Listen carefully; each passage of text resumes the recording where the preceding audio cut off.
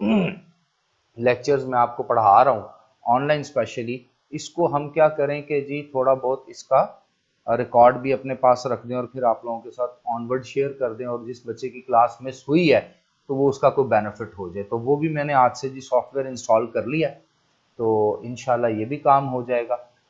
थोड़ा सा मैंने आपको इनिशियली इसलिए रिक्वेस्ट की है कि कोशिश यह किया करें कि एक दफ़ा अगर लॉगिन हो जाएं, जिस तरह मेरा इंटरनेट का प्रॉब्लम था, तो मैंने आपको तंग नहीं किया बार बार, और मैंने आपको कहा कि क्लास हम 1.5-2 घंटे बाद कर लेते हैं, लेकिन वो जो इंटरनेट का मेरा इशू आ रहा था वो कॉन्टीन्यूस इशू आ रहा था।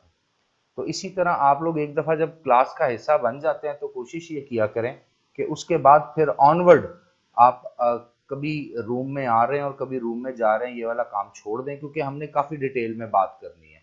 मैं सबसे पहले जी आप लोगों की अटेंडेंस मार्क करने लगा हूँ, और अटेंडेंस ऑब्वियस सी बात है उसी की मार्क होती है जो अवेलेबल होता है, क्योंकि मेरे पास अभी शीट आ जाएगी तो फिर मैं बाकी सबके भी नाम ले दिया करूंगा। मेरे सामने सबसे पहले जी मिस अनीका मुनीर। अच्छा अनीका, अब आपका आज ये जो सारा दिन प्रेजेंट है ये प्रेजेंट रहना चाहिए, number one. And number two, आपने थ्रू आउट जो है ना वो लेक्चर एंड तक अटेंड करना है, और कोशिश करनी है कि ये ब्रेक ना बीच में है, क्योंकि आपने पहले दिन बहुत अच्छी असाइनमेंट भी सबमिट करवाई है क्लास नोट्स की। उसके बाद हमारे पास है जी आसिफ साबिर, आकिफ साबिर, सॉरी उस दिन भी मैं गलत नाम ले गया था जी। आकिफ भाई क्या हाल है आपके, ठीक है आप? चलें जबरदस्त। उसके बाद अवैस अकरम है जी हमारे पास क्लास में। वालेकुम अस्सलाम रहमतुल्लाह। फुरकान इम्तियाज हैं। चलें। हमाद कामरान, हमारी क्लास की सीआर हमना अजीम। अच्छा महर बाबर, ठीक है महर साहब। महरान गोंदल साहब,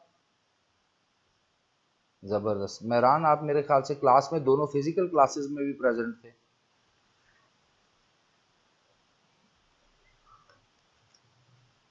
अच्छा अच्छा अच्छा, ठीक है। आप में ठीक है, आप में से एक दो बच्चे बड़े यार वो कर रहे थे, एक उसमें मेरे ख्याल से शर्जील नाम था बच्चे का, एक और बच्चा था, तो वो मुझे जरा देखो ना। एक ये मुकर्रम बाबर था, ऐसा ही है जो मुकर्रम बाबर साहब?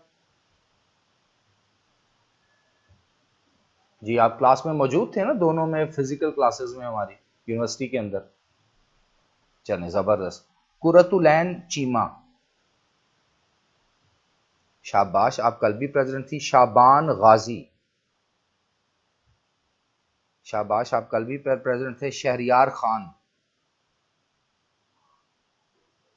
आप भी कल प्रेसिडेंट थे। उस्मान नवाज धोतर, चलें जबरदस्त हो गया जी। अब आप लोगों की आवाज अब फर्दर ना आए, अब मेरी आवाज आएगी और हम सिस्टमेटिकली इंशाल्लाह चीजों को देखते रहेंगे। Now I have 14 participants in my class, ठीक है। ऑलमोस्ट को 20-22 होने चाहिए, लेकिन चलें जी कोई ऐसी बात नहीं, हमें भी जैसे इंटरनेट का इशू है कोई इशू या मसला हो सकता है। अब आते हैं जी एक बड़ा इम्पॉर्टेंट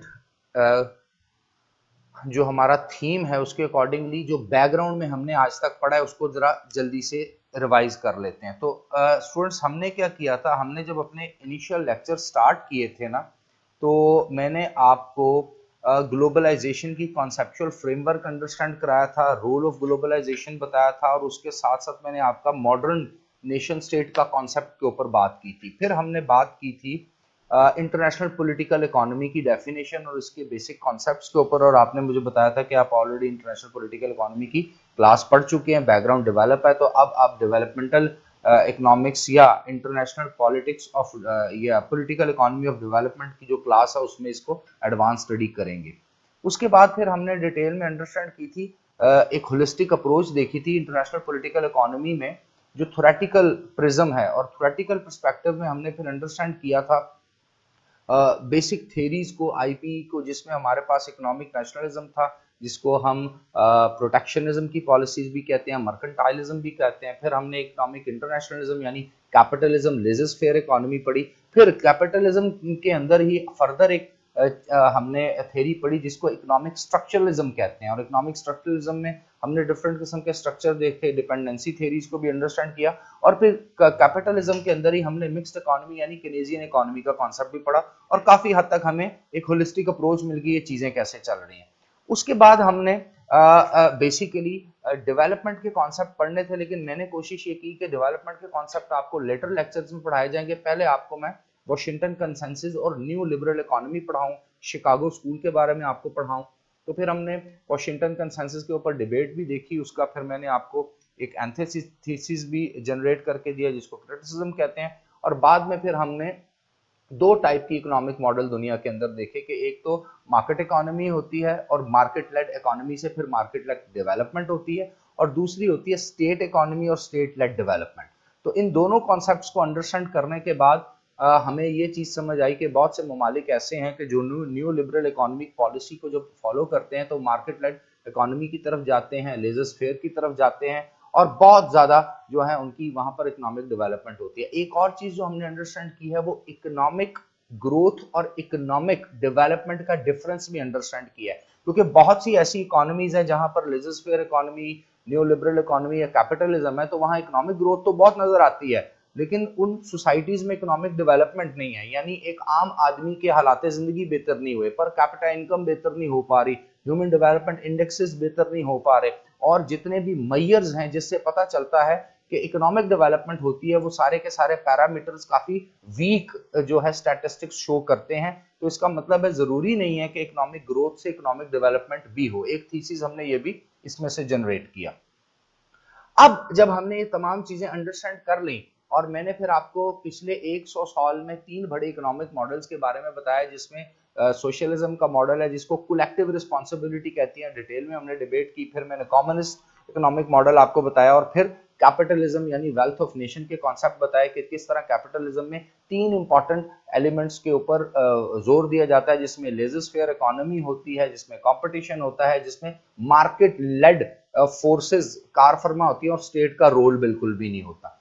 अब जब ये सारी चीजें हमने पढ़ ली, तो आगे अब आपका जो आज का लेक्चर है और उसका जो थीम है आपके कोर्स वर्क में भी और वैसे भी, वो बड़ा टेक्निकल है और बड़ा इंपॉर्टेंट है। वो कहता है return to state led economic development and importance of industrial policy.